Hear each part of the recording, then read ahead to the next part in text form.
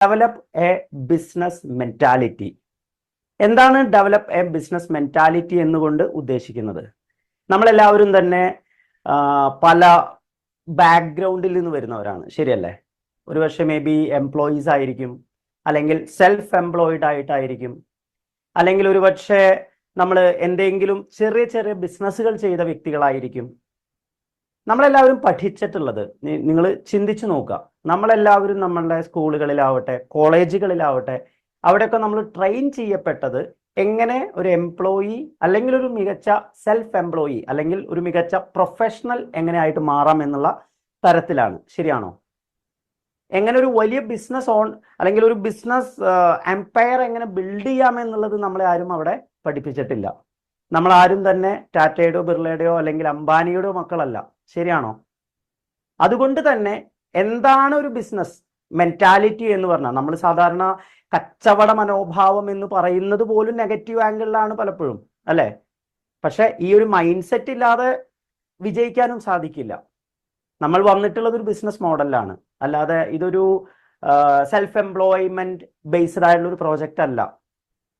ഇവിടെ നമ്മളെ ഒരാൾ ഭരിക്കാനോ അല്ലെങ്കിൽ ഒരു ബോസ് നമ്മുടെ മുകളിൽ നിന്ന് നിങ്ങൾ അത് ചെയ്യൂ ഇത് ചെയ്യൂ എന്ന് പറയുന്ന ഒരു കീഴ്വഴക്കവും ഇവിടെ ഇല്ല.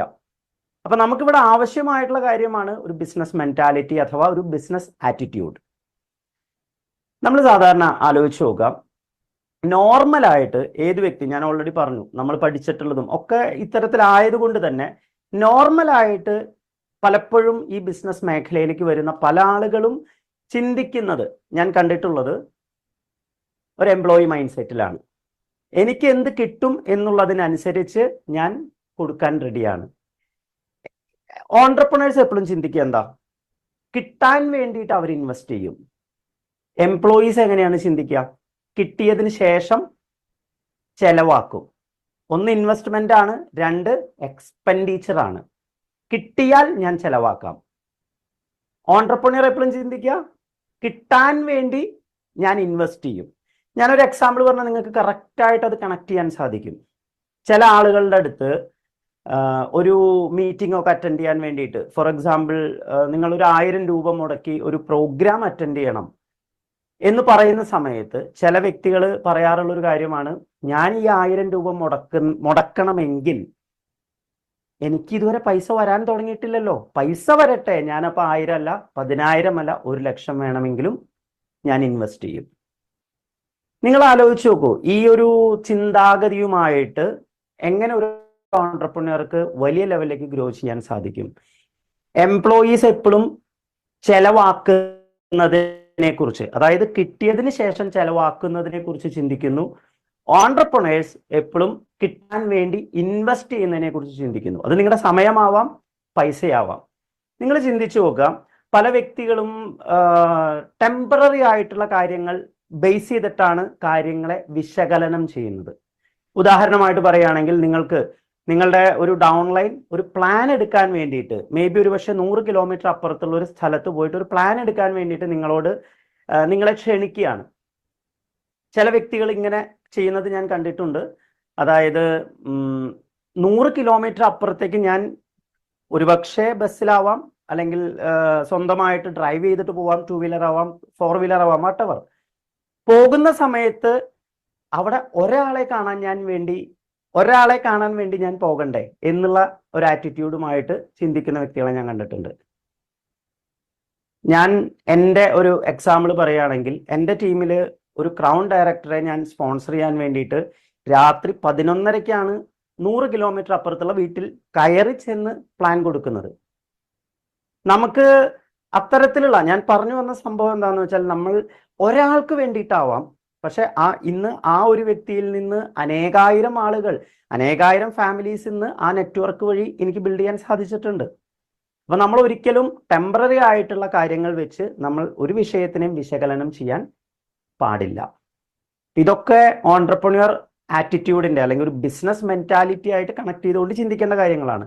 മറ്റൊന്ന്, ഞാൻ റോബർട്ട് കിയോസാക്കി വളരെ വിശ്വവിഖ്യാതമായിട്ടുള്ള ഒരു ഓതറാണ്. അദ്ദേഹത്തിന്റെ ഒരു ബുക്കിൽ നിന്നുള്ള ഒരു പോയിന്റിനെ അടിസ്ഥാനമാക്കിയിട്ട് ഞാൻ പറയുകയാണ്, ഭൂരിഭാഗം ആളുകളും ഡയറക്റ്റ് സെല്ലിങ്ങിൽ വരുന്ന സമയത്ത് പലപ്പോഴും പരാജയപ്പെടാനുള്ള ഒരു കാരണം അവർക്ക് ഈ ബിസിനസ് മെന്റാലിറ്റി ഡെവലപ്പ് ചെയ്യാൻ സാധിക്കുന്നില്ല എന്നുള്ളത് തന്നെയാണ്.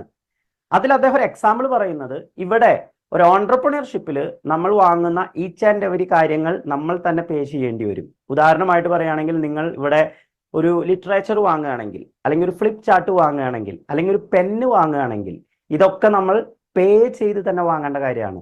പലപ്പോഴും നമ്മളുടെ അടുത്ത് കാറ്റലോഗൊക്കെ നിങ്ങൾക്ക് ഫ്രീ ആയിട്ട് തന്നൂടെ, നിങ്ങൾക്ക് ഫ്രീ ആയിട്ട് തന്നുകൂടെ എന്ന് പറഞ്ഞാൽ എന്താ പറയുക, ടേക്കിംഗ് മെന്റാലിറ്റി ഉള്ള വ്യക്തികളാണ് ആ ചോദ്യങ്ങൾ എപ്പോഴും ചോദിക്കുന്നുണ്ടാവുക. ഫ്രീ ആയിട്ട് തന്നുകൂടെ? ഞാൻ ഫ്രീ ആയിട്ട് നൽകാം എന്നൊരാളും പറയാറില്ല. ഞാൻ പറയുന്നത് എപ്പോഴും ഒരു ടേക്കിംഗ് മെന്റാലിറ്റിയോട് കൂടിയിട്ട്, അല്ലെങ്കിൽ ഫ്രീ മൈൻഡ് സെറ്റോട് കൂടിയിട്ട്, ഫ്രീ ആയിട്ടെല്ലാം ലഭിക്കണം. നമ്മൾ നോർമലി കോർപ്പറേറ്റ് വേൾഡിലൊക്കെ വർക്ക് ചെയ്യുന്ന സമയത്ത് നമുക്ക് TA കിട്ടുന്നുണ്ട്, DA കിട്ടുന്നുണ്ട്, അതുപോലെ തന്നെ നിരവധി അലവൻസസ് കിട്ടുന്നുണ്ട്. നമുക്കെല്ലാം ഫ്രീ ആണ്. ലിറ്ററേച്ചറുകൾ ഫ്രീ ആണ്, മേ ബി ലാപ്ടോപ്പ് ഫ്രീ ആയിട്ട് കിട്ടുന്നുണ്ടാവും, വേണമെങ്കിൽ ഒരുപക്ഷെ വീട് താമസിക്കാനുള്ള വീട് ഫ്രീ ആയിട്ട് കിട്ടുന്നുണ്ടാവും. അപ്പൊ ഇങ്ങനെ നിരവധി ഫെസിലിറ്റീസ് നമുക്ക് ചിലപ്പോൾ ഒരുപക്ഷെ നമ്മുടെ പാക്കേജിന്റെ ഭാഗമായിട്ടൊക്കെ കിട്ടുന്ന വ്യക്തികളായിരിക്കാം.